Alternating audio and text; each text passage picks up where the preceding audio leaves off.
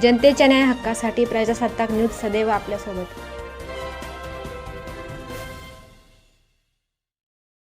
मुख्याध्यापक दशरथ वरपे यांचा सेवापूर्ती सोहळा उत्साहात संपन्न। बाळासाहेब थोरात यांच्या उपस्थितीत सेवापूर्ती सोहळा उत्साहात। संगमनेर तालुक्यातील कोळवाडे येथील जय हिंद आदिवासी आश्रमशाळेचे मुख्याध्यापक दशरथ विठोबा वरपे यांच्या सेवापूर्तीनिमित्त आयोजित गौरव सोहळा रविवार दिनांक 31 मे महाराष्ट्र राज्याचे माजी महसूल मंत्री बाळासाहेब थोरात यांच्या प्रमुख उपस्थितीत उत्साहपूर्ण वातावरणात संपन्न झाला। यावेळी माजी आमदार डॉक्टर सुधीर तांबे, दुर्गाताई तांबे, डॉक्टर जयश्रीताई थोरात, दूध संघाचे चेअरमन रणजित देशमुख यांच्यासह विविध क्षेत्रातील मान्यवर, शिक्षक, कर्मचारी, नातेवाईक, माजी विद्यार्थी आणि ग्रामस्थ मोठ्या संख्येने उपस्थित होते। सोहळ्यात दशरथ वरपे यांच्या प्रदीर्घ शैक्षणिक, सामाजिक आणि पर्यावरणीय कार्याचा गौरव करण्यात आला। गेल्या 3 दशकाहून अधिक काळ आदिवासी व ग्रामीण विद्यार्थ्यांच्या शिक्षणासाठी त्यांनी केलेल्या अथक परिश्रमाचा यावेळी मान्यवरांनी विशेष उल्लेख केला। सोहळ्यात मान्यवरांनी वरपे यांच्या कार्याचा गौरव करताना त्यांना पुढील आयुष्यासाठी शुभेच्छा दिल्या। संघर्षातून यश, सेवेतून समाधान आणि शिक्षणातून समाज परिवर्तन घडविणाऱ्या समर्पित शिक्षकाचा प्रेरणादायी प्रवास म्हणजे दशरथ वरपे यांचे जीवन असल्याचे गौरवोद्गार यावेळी काढण्यात आले। सेवापूर्तीच्या या टप्प्यावर त्यांनी घडवलेली विद्यार्थी पिढी, उभी केलेली सामाजिक चळवळ आणि समाज मनात निर्माण केलेला आदर्श हाच त्यांच्या कार्याचा खरा गौरव असल्याची भावना उपस्थितांनी व्यक्त केली आहे।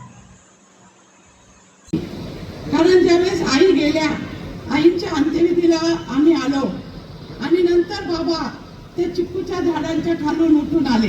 सरांच्या वस्तीवर जुन्या चिक्कूचे झाडं खूप आहेत। पुन्हा आज पाहिलं ना मंडप कसा आहे आपला, पुन्हा झाडांमध्येच आपला हा मंडप आहे। म्हणजे इतका उन्हाळा आपल्याला इथं भासूच शकत नाही, अशी परिस्थिती आहे। आणि बाबा खुर्चीवरनं उठून आले आणि आईचे शेवटचं आईला आपल्याला न्यायचं, तर आई कोपरीत खिशात हात घातला आणि म्हणतात, तुला काही खर्चायला देऊ का ग, खर्चायला देऊ का, असं बाबांनी कोपरीच्या खिशात हात घातला आणि आईला ते शेवटचं विचारत होते। जेव्हा असतात ना बायका, तेव्हा मागत असतात, तेव्हा देते नाही कोणीच। आणि जेव्हा आई गेली तेव्हा बाबांनी कोपरीच्या खिशात हात घातला आणि विचारलं, कारण खूप काटकसर बचतीबद्ध हा सगळं काही, हे सगळं काही उभं राहिलेलं आहे। सरांचे बंधू आहेत बाबाजी वरपे, हे सुद्धा खूप म्हणजे सरांच्या मागं भक्कम आहेत। सरांची शेती, वाडी सगळं काही बघायला बाबाजी आहे, त्यांची बहिणी पुष्पाताई आहे आणि मुलं सगळी काही त्यांच्या बहिणी आहेत, अनिता, वनिता, ललिता, सगळ्या ता आहेत, कदाचित नावं चुकतील माझे, पण सगळ्या काही बहिणी त्यांच्या या ठिकाणी आलेल्या आहेत। त्या सुद्धा खूप चांगल्या आहेत, चांगल्या घरी दिलेल्या आहेत, चांगल्या प्रकारचा संसार त्या करत आहे। आणि त्यांचा मुलगा अक्षय हा ME झालेला आहे आणि त्यांची सुनबाई भारती BSc MBA आहे, ती आजही शिक्षण घेत आहे पुढचं। आणि दुसरी मुलगी ही त्यांची जयश्री वरपे रहाणे, त्यांचे जावई वगैरे सर्व, ती आज मला वाटतं आफ्रिकेमध्ये आहे, आफ्रिकेमध्ये ती त्या ठिकाणी तिचे पती आहेत। आणि आता अजून एक मुलगी आहे आरती, ही BSc ॲग्री आहे आणि मुलगा त्यांचा पुतणी ओंकार IB कॉम्प्युटर झाला, तो अजून पुढे बरंचसं शिकतो। पुतणी ही डॉक्टर आहे विद्यापीठे, जावई पण हुशार आहे। सेवानिवृत्त होत आहे। खरं म्हणजे कोळवाडा याची ओळखच आहे आश्रमशाळा, जय हिंद आश्रमशाळा। आणि आश्रमशाळा म्हटलं की दशरथ वरपे सर हे नाव सर्वांना अगदी फिक्स आहे, सुपरिचित आहे। वरपे सरांचा आणि माझा संपर्क तसा जेव्हापासून साहेब महसूल मंत्री झाले तेव्हापासूनचा आहे। आणि साहेबांकडे काही काम करायचं असेल तर अगोदर गाठायचं ते वरपे सरांना। आणि मला एकदा आश्चर्य देखील वाटलं की साहेबांनी आम्हाला एकदा महसूल मंत्री असताना घरी बोलवलं ब्रेकफास्टलाच या मला। मी आणि राजेश भाऊ आम्ही ब्रेकफास्टला गेलो तर त्या ठिकाणी वरपे सर देखील होते। आणि मग मी सरांना विचारलं, सर तुम्ही नेमकं काय काय काम पाहतात? बरं, अरे मी आश्रमशाळेचा तर मुख्याध्यापक आहेच, परंतु SMBT संगमनेर असेल किंवा घोटीचं SMBT कॉलेज असेल, मोठा विस्तार आहे त्या कॉलेजचा। संगमनेर तालुक्यातली सर्व प्रमुख लोक आज इथे उपस्थित आहेत, त्याबरोबर सर्व माजी विद्यार्थी आणि विद्यार्थिनी इथे उपस्थित आहेत। आपला आदिवासी बांधव समाज इथे उपस्थित आहेत आणि तालुक्याच्या बाहेरून सुद्धा इथे लकी भाऊ जस्ट आत्ता त्यांचं आगमन झालेलं आहे आणि सर्वच उपस्थित मान्यवर आज या कार्यक्रमाला वरपे सरांना शुभेच्छा देण्यासाठी, त्यांना पुढील वाटचालीसाठी शुभेच्छा देण्यासाठी आज आपण सर्वजण इथे उपस्थित आहोत. ही तर त्यांच्यामध्ये कधी वृत्ती नव्हती. आदरणीय भाऊसाहेब थोरात दादा, फादर बाखर यांची आठवण निश्चितपणाने या निमित्ताने येते, कारण त्यांचे जे एक संस्कार होते, त्यांची जे एक जनतेची सेवा करण्याची त्यांचं एक पिंड होता, तो खऱ्या अर्थाने आमच्या सर्वांवर त्याची आपण म्हणूया की छाया ती आहे आणि ती वरपे सरांना सुद्धा. आणि म्हणून ही शाळा निर्माण करत असताना इथे वरपे सर त्यांची निवड झाली तर सुरुवातीला एक शिक्षक म्हणून आम्ही पाहत होतो, परंतु जसजसं त्यांच्या परिचय होत गेला आणि जसजसं त्यांच्यामध्ये असलेल्या ज्या अष्टपैलू असतं त्यांचं व्यक्तिमत्व, एक धडाडी कामाची, कुठलंही काम पॉझिटिव्हली करायचं म्हणजे करायचं, त्यामध्ये कधीही त्यांनी असं म्हटलं नाही की हे जरा अवघड दिसतं, हे करायचं नाही, असं कधी ते बोलले नाही आणि खूप मनापासून ची साधू ओळखावा, देव तेथीची जाणावा. सन्माननीय व्यासपीठ, उपस्थित गुरुजन, विद्यार्थी, पालक वर्ग आणि माझे पप्पा म्हणजेच माझे सासरे यांच्यावर प्रेम करणाऱ्या सर्वांना माझा नमस्कार. मी भारती अक्षय वरपे या कुटुंबातील एक सदस्य असून आजचा हा क्षण आमच्या कुटुंबासाठी आनंदाचा आणि भावनिकही आहे आणि पेरलेली ज्ञानाचे बीज पुढे अनेक पिढ्यांपर्यंत फुलवत राहील. सेवानिवृत्ती ही कायमची, सेवानिवृत्ती कार्याची समाप्ती नसते, ती अनुभव आणि ज्ञान प्रेरणेच्या नव्या पर्वाची सुरुवात असते. या जागेवरती 5 झाडं ॲम्बेसिडरमध्ये आणली. ती झाडं आजही साक्षी देत आहे की या पहिल्या पत्र्याच्या इमारतीजवळ लावलेली आहेत आणि सुंदर झाडं वाढली. त्यानंतर दादांनी झाडांचं जे व्रत दिलं ते आपण अविरत करत आहोत. आदरणीय साहेबांच्या मार्गदर्शनाखाली शाळेनं अनेक वेगवेगळ्या टप्प्यांवरती यश मिळवलं आहे. संजय मालपानींच्या मार्फत तर आपण दिल्लीपर्यंत पोहोचलो. शाळेने सांस्कृतिक, क्रीडा सर्व क्षेत्रामध्ये यश मिळवलेलं आहे.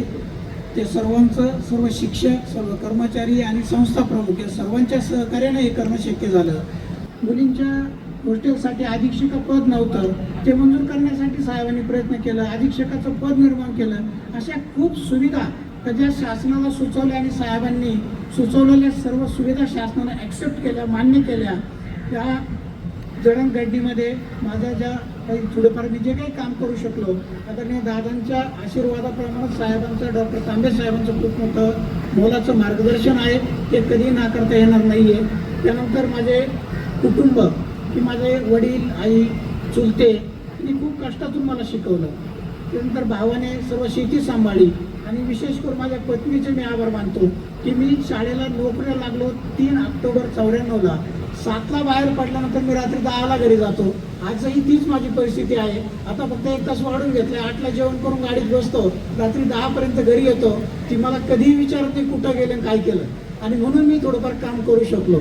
आणि त्याने जर ते घर सोडायचं नाही, सुट्टीत जायचं नाही असं केलं असतं, मला सर्वांना माहिती आहे, साहेबांना पण माहिती आहे, मी आयुष्यात कधी रविवार सुट्टी घेतली नाही. आमच्या शाळेचे मुलं, शिक्षकसुद्धा सांगतील शनिवार रविवार मी कधीही सुट्टी घेतली नाही. माझे जोशी साहेबांनी सांगितले 5 ॲक्सिडेंट जर सोडले तर 5 महिन्याची माझी रजा सोडली तर एकही रजा मी कधी घेतलेली नाही आहे. आणि ज्या काही घेतल्या त्या संस्थेसाठी घेतल्या, जिथं काही माझ्या सह्यांची गरज होती तिथे. तेव्हा पत्नीचे विशेष करून आभार. सर्व नातेवाईकांचे आभार. या अर्थ नाही की मी कधी नातेवाईकांचे कार्यक्रम करत नाही, कोणत्याही कार्यक्रमाला जात नाही. मला एकच सांगतो मला काम आहे आणि ते बिचारे समजून घेतात की हे बिझी असतात, त्याच्यामुळे मला सोडून देतात. मी असं सांगतो तू जा, रिक्षा कर, काहीतरी कर, एसटीने जा, तो कार्यक्रम करून ये. आणि ते बिचारे ते ॲक्सेप्ट करतात. म्हणून नातेवाईकांचे सर्वांचे आभार मानतो. एवढ्या शाल आणि एवढे गुच्छ संध्याकाळी काय करायचं याचं. म्हणून माझा एक लाडका विद्यार्थी तो आणि सर या शाल गुच्छांचं तुम्ही काय करणार आहे म्हटलं, मला घ्यायचेच नाही आहेत. तर म्हणजे आपण त्याच्यापेक्षा वह्या घेऊ मुलांना.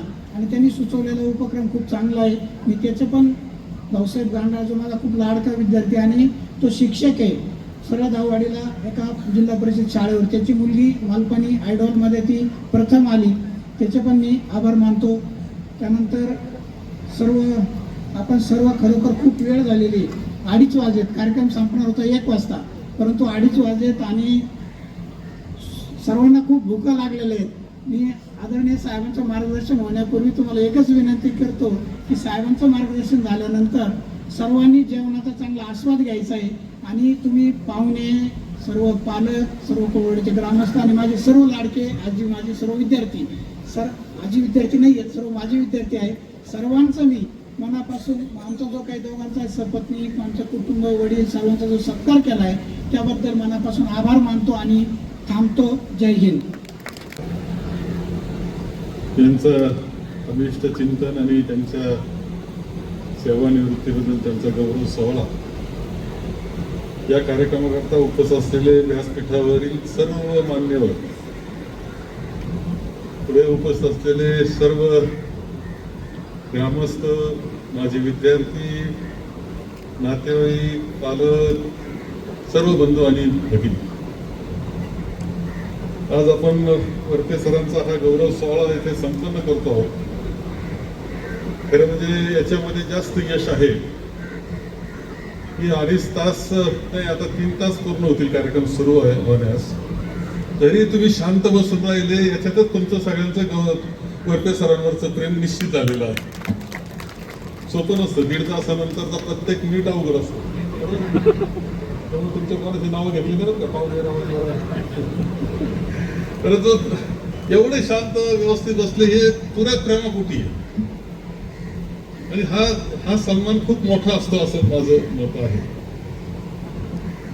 या माझ्या विद्यार्थ्यांचं सुद्धा मला कौतुक करायचंय, त्यांचं अभिनंदन करायचंय, त्यांचे आभार मानले पाहिजे की त्या सोहळ्याचं त्यांनी नियोजन केलेलं आहे, अत्यंत सुंदर नियोजन केलेलं आहे. त्या निमित्तानं वरती 57 वर्ष पूर्ण झाले, म्हणजे अजून तर काय आता 60ला सुद्धा तरुण मानतात, असं काही 60 म्हणजे फार होत नाही. आता सुरुवात व्हायची पूर्वी 61 असायची, नंतर 75, आता 81ला सुरुवात करता होता पोहोचायला. का आता आलं, आता वडीलधारा झाला, 81 जास्त बरं का.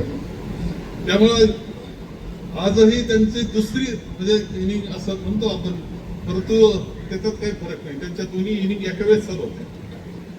आश्रमशाळा सांभाळत होते आणि तसंच आमचे बाकी कामही सांभाळत होते.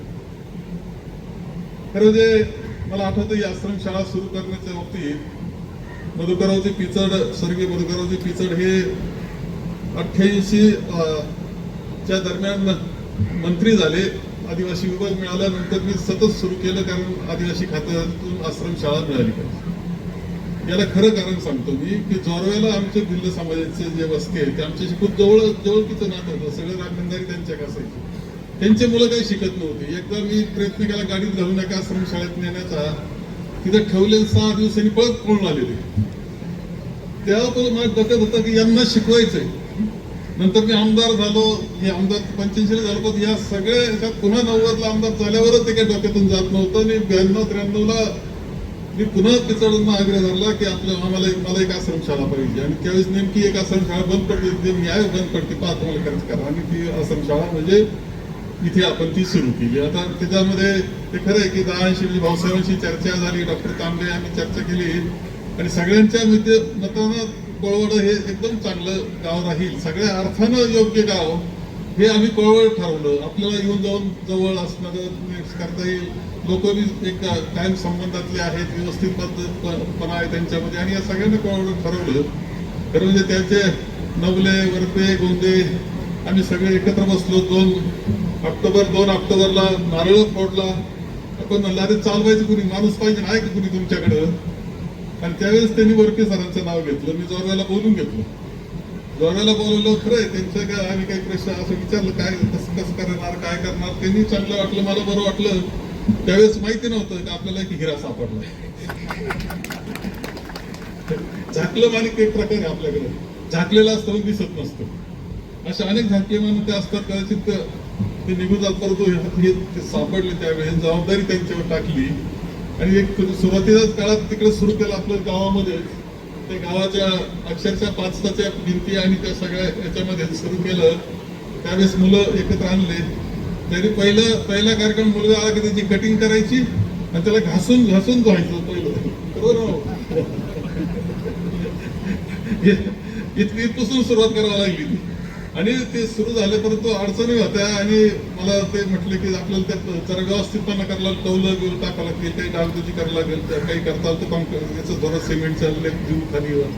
या सगळ्या करता आम्ही कसे पैसे उभे केले ते माझं मला माहिती फार सांगण्यात नाही, परंतु हे सगळं सुरू झालं त्यावेळेस माहित नव्हतं की एक अत्यंत सुंदर असं बियाचं रोपण झालेलं की त्याचा वटवृक्ष होणार आहे. आज ही आश्रमशाळा एक वटवृक्षासारखं काम करते आहे, ही वस्तुस्थिती आहे. जे मुलं सुरुवातीला शिकले, आज माझे विद्यार्थी म्हणून ते आलेले, ते शिकले त्यावेळेस त्यांना आठवत असेल की 10वीचा वर्ग होता आणि बसायला पिंपरणेला होतो परीक्षा. पिंपरणेला काही थोडेसे मुलं, पिंपरणेवाले नाव घेऊ नका महादेव, अश्वला पिंपरणे अश्वल बसायला तू अश्वलात गेला होता बरोबर. तर त्यावेळेस काही मुलं थोडीशी कॉपी करताना दिसले. हे आदिवासी मुलं सगळे वर्ग सोडून बाहेर आले, म्हटलं की इथे कॉपी चालली, आम्ही नाही परीक्षा द्याना, कारण याने अभ्यास केलेला होता. परंतु हे धाडस त्यांनी दाखवलं, खरं ते कौतुक केलं पाहिजे. त्यावेळेस आम्हाला सुद्धा कौतुक वाटलं की आपले हे मुलं असे की त्यांना कॉपी आवडली नाही, कुणी कॉपी करते. आणि एक खरंय वरपे सरांचं मार्गदर्शन होतं, डॉक्टर तांबे लक्ष देते, मी येत जात होतो, भाऊसाहेबांना येण्याचं आवडत होतं. परंतु तुम्हाला मिळालेला सगळा स्टाफ त्यावेळेचा सुद्धा आणि वरपे सरांच्या बरोबर त्यांनी केलेलं काम या सगळ्या वाटचालीमध्ये तेही आपल्याला विसरता येणार नाही, ही वस्तुस्थिती आहे. त्यांच्या ह्या योगदानामध्ये त्यांचंही योगदान मोठं आहे, ग्रामस्थांचं योगदान मोठं आहे. आडी अडचण आली का उभे राहणारे ग्रामस्थ आहे, जागा देणारे ग्रामस्थ आहे, पाणी देणारे आंबोरकर आहेत, काही असो. ह्या सगळ्यांच्या सहयोगानं वरपे सरांच्या कल्पकतेतून हे सगळं पुढे गेलेलं आहे. आणि हे मुलं यावेळेस वेगवेगळ्या क्षेत्रामध्ये मोठं नाव कमवत आहेत, त्यावेळेस ही अभिमान वाटणारी अशी गोष्ट आहे. पुढच्या काळामध्ये सुद्धा अशी ही आदिवासी बांधवांची मुलं हे आपले संपूर्णपणे राज्यात, देशात आणि जगात नाव कमावणार आहे, याचा आनंद निश्चितपणे आपल्याला आहे. आज सेवानिवृत्ती नाही, अजूनही खूप काम करते, SMBTला तिकडे काम करते. हे खरं आहे की जसं इथल्या ग्रामस्थांनी कळवडते ग्रामस्थांनी इथं खूप सहकार्य केलं, तसं आमच्या इगतपुरी त्या विभागातले कार्यकर्ते सुद्धा आलेत, खूप मदत त्यांना. SMBT आहे ना, सुरू केलं आम्ही त्यावेळेस त्या एक आदिवासी भागात, डोंगरी भागात, रस्त्याने अशा ठिकाणी सुरू केलं असं आम्हाला वाटलं, परंतु ते खूप यशस्वी SMBT हे लक्षात ठेवा, खूप यशस्वी. त्यामध्ये सुद्धा ह्या सर्व तिथल्या स्थानिक जे मंडळी होती, ग्रामस्थ मंडळी, त्यांनी सुद्धा मनापासून मदत केली, म्हणून ते SMBT. परंतु त्यांच्याशी संवाद जो असतो, तो जो प्रस्थापित करण्याचं काम आहे ते केलं आहे वरपे सरांनी. प्रस्थापित ते काम केलं, त्यांच्याशी संवाद कायम ठेवला, त्यांना बरोबर त्यांना घेतलं, त्यांचं सुद्धा आभार या निमित्तानं मानले पाहिजे. खरं जे हे पुस्तक उल्लेखनीय, खरं म्हणजे इतकं सुंदर पुस्तक 3 दिवसात केलं, तो गिनीज बुक ऑफ रेकॉर्डला घालावं लागेल.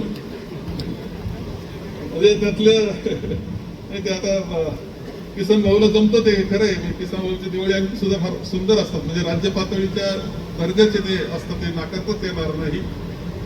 त्याच्याकरता खूप कष्ट असतात, मेहनत असते, कल्पकता असते. परंतु अंक दिल्यानंतर 3 दिवसात मुद्दा आणि त्याचं डिझाईन सुद्धा, फोटोग्राफ सुद्धा, शब्दाची जे मांडणी ती व्यवस्थित पद्धतीनं केलेली, म्हणजे एक सुंदर असं हे पुस्तक. तुमचं किसन भाऊ, तुमचं आणि तुमचे जे कोणी सहकारी असतील त्या सगळ्यांचं अभिनंदन केलं पाहिजे. का वरते सर आता अनेकांच्या घरात त्या निमित्तानं राहणार आहे, तिथं वाचलं जाणार आहे, त्याच्यापासून नवी पिढी स्फूर्ती घेईल, प्रेरणा घेईल आणि नवं करण्याचा प्रयत्न करील. पुस्तकाचं महत्व अनन्य साधारण असतं, लक्षात म्हणजे डॉक्युमेंटेशन माहित नसतं आपल्याला. कधी कधी 100 वर्षांनी सुद्धा पुस्तक एका हातात येत असतं. कधी कधी आपण पाहिलं अनेक पुस्तकं जुने 100 वर्षांनी. ते वाल्मिकीनी रामायण लिहिलं म्हणून राम आहे, मान्य करावं लागतं ना आपल्याला. म्हणजे सम्राट अशोक चक्रवर्ती, अशोक जे म्हणतो आपण, अशोक चक्र वापरतो, हे सुद्धा त्यांचे लेख अलीकडे सापडले. सगळे लेख जे होते ते अलीकडे सापडले, लक्षात आलं हा इतका मोठा राजा होऊन गेला. म्हणून डॉक्युमेंटेशनचं महत्व खूप मोठं आहे. पण एक अत्यंत सेवाव्रती आणि सतत काम करणाऱ्या व्यक्तिमत्वाचं वरपे सरांचं असं सुंदर पुस्तक केलं. याच्याकरता सुद्धा ज्यांनी कल्पकता मांडली आणि त्यांनी केलं, त्यांचं सुद्धा अभिनंदन केलं पाहिजे. अत्यंत कुटुंब म्हणून सुद्धा सुंदर आहे. चिरंजीव सुद्धा अत्यंत कर्तृत्वाने, मुलगा दक्षिण आफ्रिकेमध्ये आहे, तिथलं तिथं सगळं चाललंय. मंगलताईची चांगली साथ आहे. सकाळी 7ला जेवण घालायचं सोपं नाही, पहाटे 5ला उठावं लागतं. त्याला 7ला जेवण मिळतं, बरोबर आहे ना? म्हणून पहाटे 5ला उठलंय स्वप्ने आणि एक कल्प कुणी मानलंय मला माहित नव्हतं. एक हॉल वर केला आणि सगळ्या नातेवाईकांची मुलं तिथं शिकवले. हे खरं सांगतो का असे जोड मिळणं हे सुद्धा अत्यंत भाग्याची गोष्ट असते. की त्यात त्रास असतो, तर तो त्रास काढायचा, आनंदाने काढायचा, हे सुद्धा महत्वाचं असतं. परंतु म्हणून वरपे सरांचं, मंगलताईंचं खूप अभिनंदन करतो. पुढच्या आयुष्यात खूप काम करायचंय. अजून एक टप्पा झाला हा, परंतु अजून खूप काम करायचंय आणि त्या कामाकरता तुमचं आरोग्य चांगलं राहावं, दीर्घायुष्य तुम्हाला मिळावं, परमेश्वराचे सगळे आशीर्वाद तुमच्या पाठीशी असावे, याकरता मी परमेश्वरांनी प्रार्थना करतो आणि माझे 2 शब्द संपवतो. आपल्या परिसरातील ताज्या घडामोडी पाहण्यासाठी आजच प्रजासत्ताक न्यूज 24ला सबस्क्राईब करा आणि रहा अपडेट. तसेच लाईक अँड शेअर करायला विसरू नका. प्रजासत्ताक न्यूज सदैव आपल्यासोबत.